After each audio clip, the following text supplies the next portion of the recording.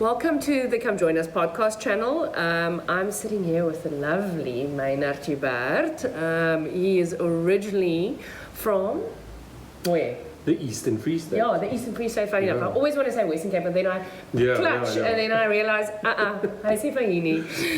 And Mynhardt and myself met a few years ago via KWV, and I did events for them, and you were the winner still with Kokkedorp, was it that time? Yes.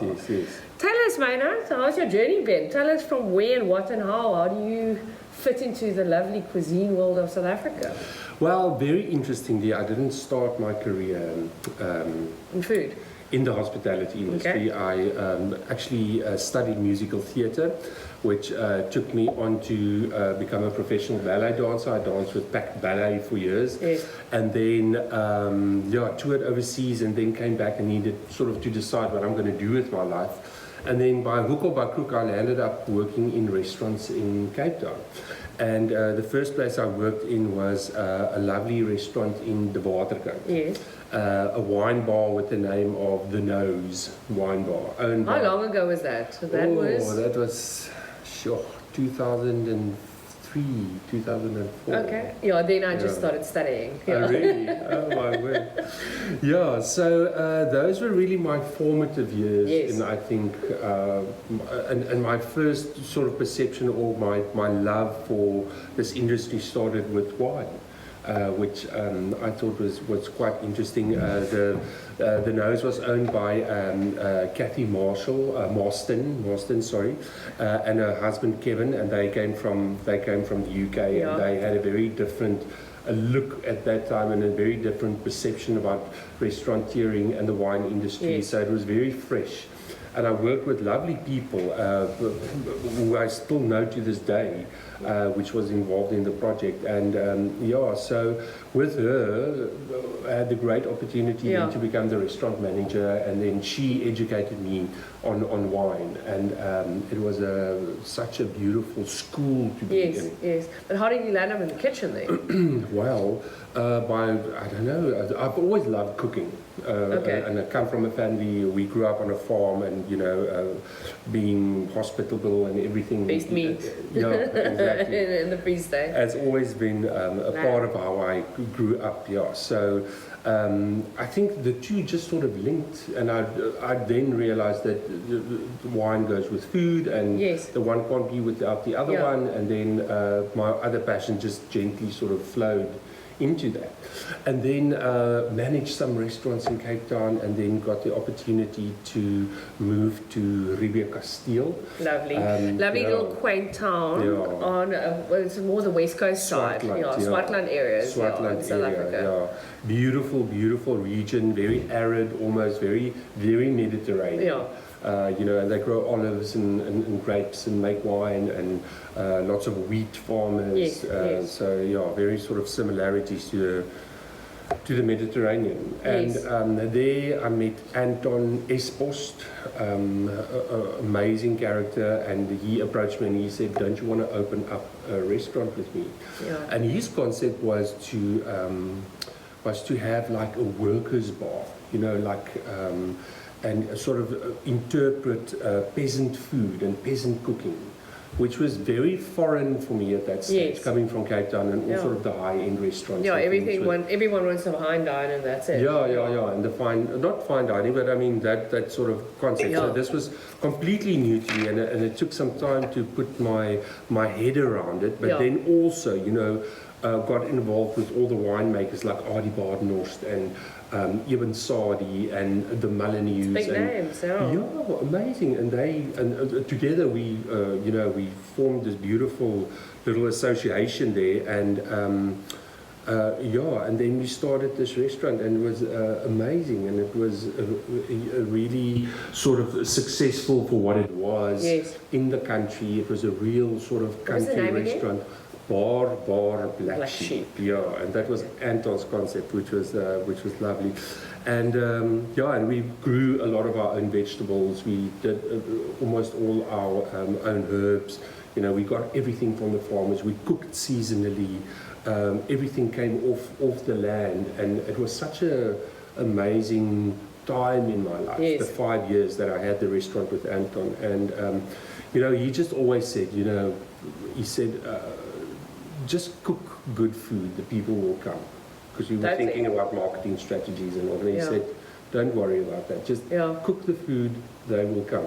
And we were also hidden at the bottom of like a little street in an alcove, so we had no street frontage, or people didn't know. The people had to either discover us or fall upon the restaurant, or so that was amazing. I went to eat there after you left. Oh, really? I remember. Okay, Yeah, so, but I wasn't there while you were there. Yeah. And then, how did the whole Cockatour thing come?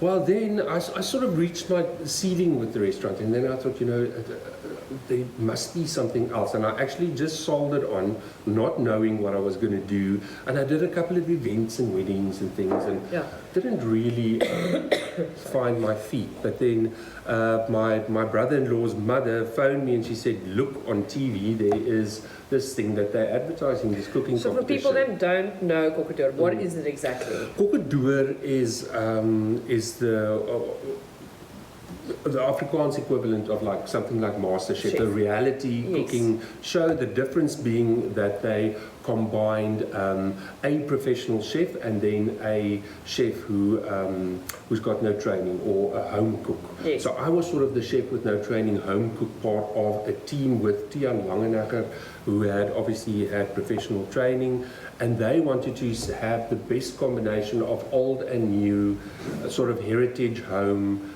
with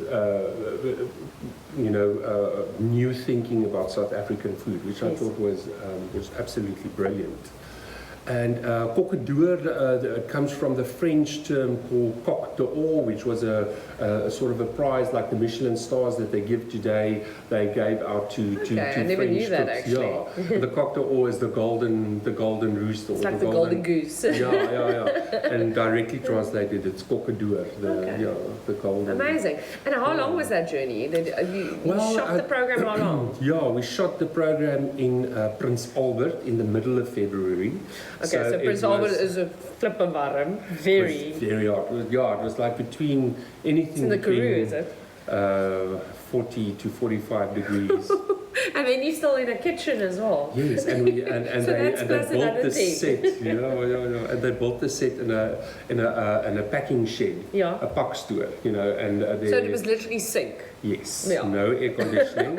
So that was quite interesting. But there again, I think that was such a huge blessing in my life, and there's something else really opened up for me. And me and Tiaan won the competition and went on to do another cooking program where I eventually met the brand managers from KWV. And that's how I... That was all Charlene Engels. Yes, just now Jock Cullis' wife. Yes. I can remember. Yeah. Okay, fantastic. So that's how your journey started then eventually with KWV. Yeah. And now KWV itself, what do you think of the brand? Have you enjoyed working with them? Or yes, it's been very interesting, because I joined them 5 years ago, and sort of 3 years down the line it got sold over, and a new company bought it over, and they sort of pulled everything apart and looked at every brand within KWV, because there's the brandy, there's the fortifieds, there's the Laborie side, there's the beautiful Mentors wines, there's the Cathedral Cellar wines, there's the classic collection, so varied. And previously it was all marketed under one sort of umbrella. And what they decided to do was to give each one its own individual character, each with its own PR company, each with its own distinctive character, and I find that so amazing, and it's been such a privilege to be part of the journey of each of those because they're all distinctively wines different and brands, and I've learned so much about how to build a brand and how to get the message across. And obviously I come in with on the food side of things, and which has been amazing, because now we've started developing a lot of content for social media, which is fascinating for me. And we get the opportunity to develop the recipe with the wine, see what the brand managers want, talk with the PR company, go through the whole creative process, style the image, shoot it with a photographer, and then also after that the post, sort of introducing it on social media, pushing it, marketing it, and then eventually see where it ends up. Okay. And that circle of... it's a massive process. I think people sometimes just think, they look at a pick and think, 1, 2, 3, we got it, you know. And then more amazing the pick is, the more thought and detail went around it. Yes. I mean, what is your creative process when you think of things like recipes and things?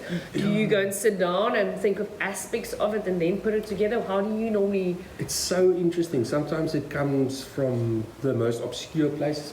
Sometimes I'm very inspired by colors. Okay. I'm very inspired by, obviously, seasonal products and food, which is almost a given. But and then sometimes it's through music. Sometimes it's through a smell. Sometimes it's through a memory. Sometimes it's a film or whatever. It really comes from anywhere.